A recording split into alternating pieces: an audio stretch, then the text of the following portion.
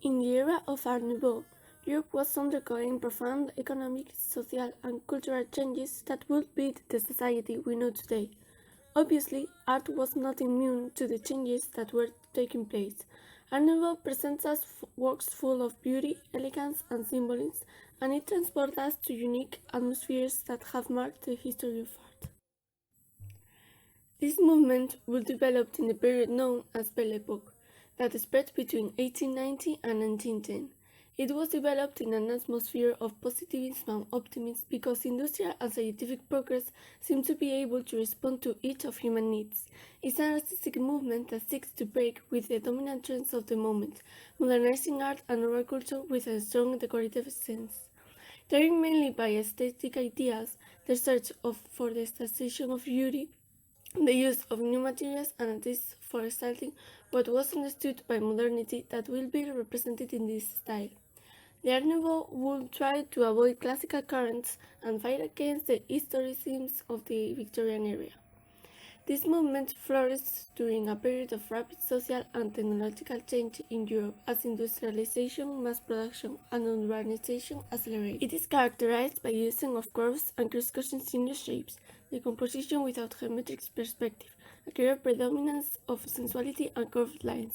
It used plants and floral motifs, flat colors, asymmetry, and fluidity of the lines. Its two main themes will be the nature and the female figure. Faced with industrialization and standardization, there is an appreciation of the handmade, decorative art and beauty which they will try to bring to daily life.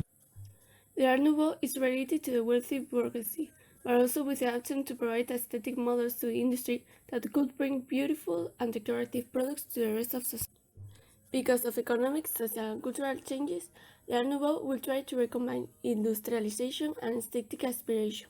Europe and United States will be imbued with a taste of symbolism and conceptual themes. The roots of the Art Nouveau can be traced back to the arts and crafts movement in England during the second half of the 19th century. Arts and crafts is often seen as a response to growing industrialization in Europe and the rise of factory mass production at the perceived expense of traditional craftsmanship. Artists working in the Art Nouveau style advocated the unity of all the arts and argued against discrimination between fine arts, painting and sculpture, and the so-called lesser decorative arts. Art Nouveau artists sought to integrate art with the everyday, producing beautiful objects to elevate people's lives. Some iconic artists of this movement are Gustav Klimt, who is the leading representative of European modernism. His name and career are linked to the artistic movement of the Viennese Secession since he was one of the main promoters of Viennese modernism.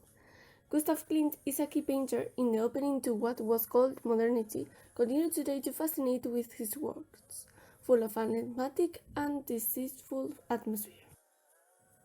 Antoni Gaudí, who was a Spanish architect and sculptor. It is perhaps the most original artist of the movement, who went beyond dependence on life to transform buildings into carving, bulbous, brightly colored organic constructions. Alphonse Mucha was the maximum exponent of Art Nouveau. He was one of those painters and crafted artists who turned the arts and crafts into one of the fine arts. He was also very linked to advertising and design. Its decorative figures are the paradigm of what was known as Art Nouveau.